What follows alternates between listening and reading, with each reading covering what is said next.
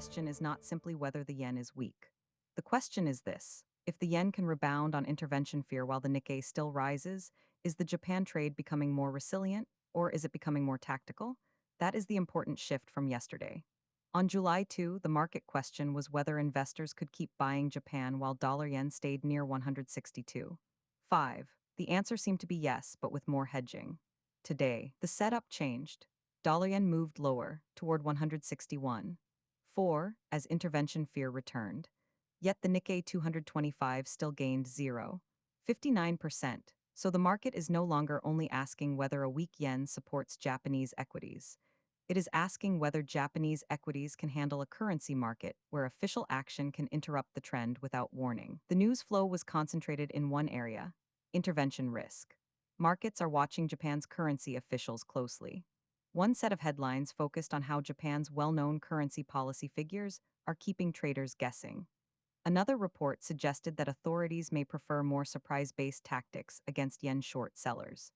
A third headline focused on the yen moving into the 160 range for the first time in 2 weeks as intervention fear picked up. The practical point is clear.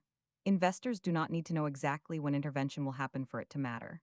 The possibility of a sudden move already changes positioning. That matters for equities because the weak yen trade has two sides. On the positive side, a weak yen can support exporters, boost overseas earnings translation, and keep foreign investors interested in Japanese shares. On the negative side, a very weak yen raises import cost pressure, household stress, and political pressure. It also increases the chance that the Ministry of Finance or currency authorities decide the market has gone too far. That is why today's market action is a contradiction. The Nikkei rose, but topics gained only 0.14%. The index is still strong, but the broader market is less emphatic.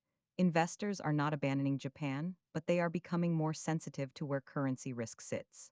The stock to watch today is Nomura. Nomura is useful because it turns the macro story into a business question. Yesterday, Nomura helped frame the hedge demand story. If dollar yen stays elevated, clients may need more currency hedges, more rates advice, and more risk management. That can support trading and capital markets activity. Today, the question is sharper.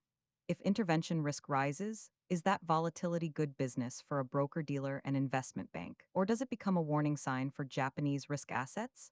There is a constructive case. More uncertainty can mean more client activity. Companies, asset managers, and overseas investors may need to adjust currency exposure. They may need advice on hedging, liquidity, and market timing. For a financial intermediary, that can create revenue opportunities. But there is also a risk case. If a sudden yen move forces carry trades to unwind, the market can move from active trading to forced risking. In that environment, volatility is not just activity. It can pressure sentiment, funding, and risk appetite. That is why Nomura is a useful gauge today. If the market treats currency volatility as manageable, financial firms can benefit from the flow. If the market starts to treat intervention as a shock risk, financials may stop behaving like beneficiaries and start behaving like risk indicators. The next signal to watch is not only the level of dollar yen, it is the relationship between yen moves and equity breadth. If the yen strengthens further and the Nikkei keeps rising, investors may be saying that intervention risk is manageable. If topics weakens, financials lose momentum, or exporters start to roll over, then the message changes. It would suggest that the policy risk is starting to cost more than the weak yen benefit is worth. For now, Japan's equity rally has not broken, but it is no longer a clean weak yen rally. It is a market trading with a policy trigger in the middle of the chart.